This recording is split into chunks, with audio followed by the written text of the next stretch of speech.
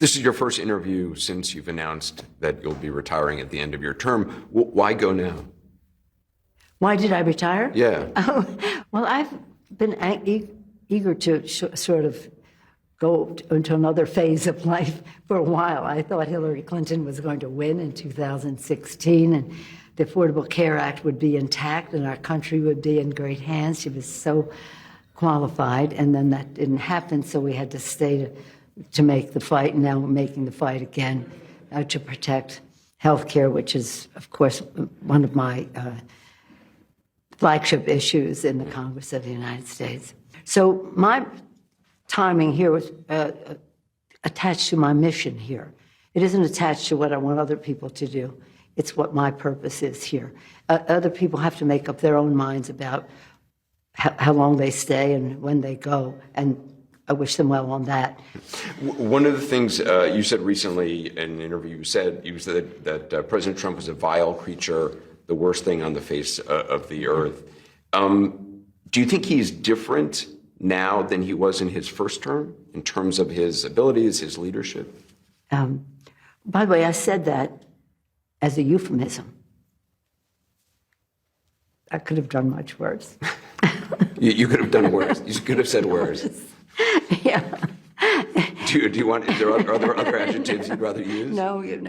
I want to talk about my house, the House Democrats, and how we're going to win and what's there. But just in terms of what you are racing against, I mean, and I know you haven't spoken to him in a long time. Nah. Do you think he's a different leader than he was back then in the first term? I think he is, but I think more dangerously, he's surrounded by much worse people than he was before. There was some check on him before, but I don't see that now. I think the people that he has appointed are probably the worst cabinet in history. But apart from that, they're employees. It's not about what they think; it's about what he thinks, and that's it. In most administrations, a president would take pains to say, the Department of Justice is not my Department of Justice, it's the Department of Justice. Do you feel like those norms have evaporated? I think the whole world thinks that, don't you? I mean, because they have. And this is so sad because, again, with liberty and justice for all, pledge to the flag, and that's what our country is about. When you look at the experience that we're going through and you see that due process, forget about it, right? Independent judiciary, that's not what they believe in.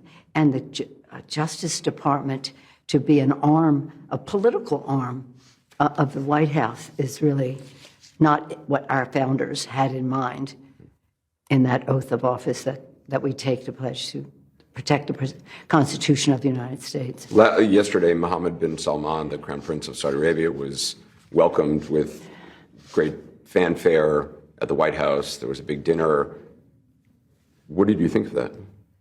Well, I think that our country has to deal with people that we may not respect their values and the rest.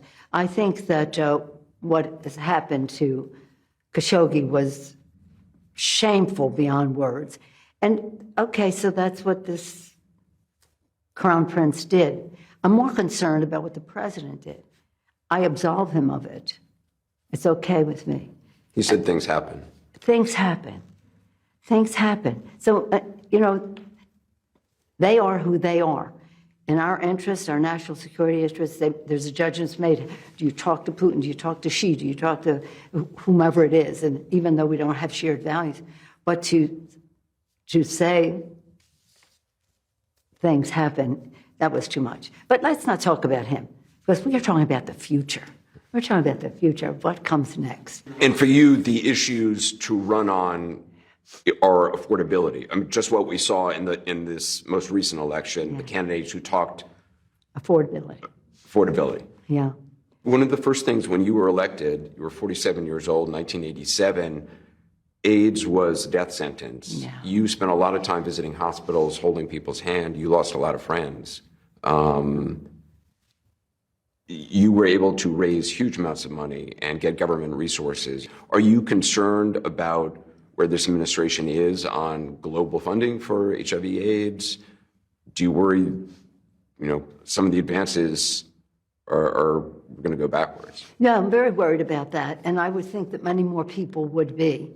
I believe that the best dollar the federal government spends is dollar investment in scientific research. The biblical power to cure, and to do that in a way that takes advantage of so many intellectual resources in our country. To cut that off is shameful. It's shameful. And look at the effect that it has on not just HIV/AIDS, but every other diagnosis you can name. Former First Lady Michelle Obama said at a recent event that America isn't ready for a woman president. She said there's a lot of men who do not feel like they can be led by a woman. Do you agree with her? Well, I respect her, and I know that view is one that we all are saddened by, but I think we have to change. The fact is that I've heard every excuse in the book, I'm not sure a woman could be commander-in-chief. Well, why not? Well, I served in the military. Well, okay, and so do women serve in the military. So I think it's hard. Anderson, I always thought we would have a woman president long before we had a woman Speaker of the House. I didn't set out to be Speaker. Really? You thought there would be a woman president before Speaker of the House? Why? Because I thought the American people were much more ready for a woman president. Just the thought of it's so exciting. And the message it sends to the world. Faster than there would be a woman Speaker of the House. This place, it's, shall we say, it's male-dominated for hundreds of years. And so when I ran for leadership, they said, who said she could run? Oh, poor babies. I'm not waiting for you to tell me I can run. But, and so there's a pecking order here of men who are going to be this, that, and the other thing for a long time to come. It still exists really on the Republican side. But so that's why I thought it's not going to happen here, but it will happen outside. But it hasn't. Now, people say to me, kids say to me, students, they say, it's nice you were Speaker, but I'm going to be president. I said, well, I certainly hope so. I just want to quickly run through a couple of major events and get your quick take on it. Becoming first woman Speaker of the House, 2007. Pretty exciting, I have to say. Pretty exciting. But I'll tell you this, when I finished the first 2 terms, I remembered, when I was writing some notes that night to people, and I thought, I never really got into the accoutrement of being Speaker. I was just always working. So I see some of the men who have the job, and they really like the job. But for you, it was about results. It was all about results. Passing Obamacare. Obamacare, that was the thrill of it all. For 100 years. Was that your top accomplishment, do you think? Yeah, I think so. Yeah, bringing health care to tens of millions of people, yes, that would be. Not the legislation, but the impact of it. January 6th, obviously. Oh, January 6th, that has to be one of the saddest days in American history. Do you think the efforts to rewrite what happened on January 6th, in the eyes of history, will be successful? I hope not. I think that what we did with the January 6th committee, it was about what happened. What are the facts of that day? And the facts of that day were that the President of the United States incited an insurrection and assaulting police officers and the rest, and insulting the people who make the Capitol so beautiful, threatening members of Congress. They're going to put a bullet in my F-word head, and we're going to hang the Vice President of the United States.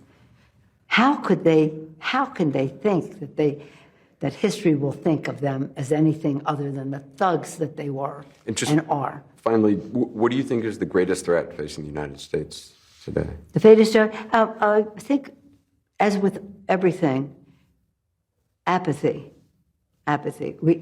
People have to understand what is that threat, what the threat is, and what their responsibility is. It feels like a lot of people feel like observers, like they are just watching this as opposed to engaged and participants. Well, I think that The greatness of our country is that so many people think it is strong enough to withstand even what's there now. I thought we could withstand one term. I don't know that we can withstand 2 terms unless we win the House next time. You really think that the stakes are that high? I think the stakes are that high. Why do you think, I mean, if Democrats do gain control of the House, Yeah. why would that be so important in terms of altering the course of the remaining years of this administration?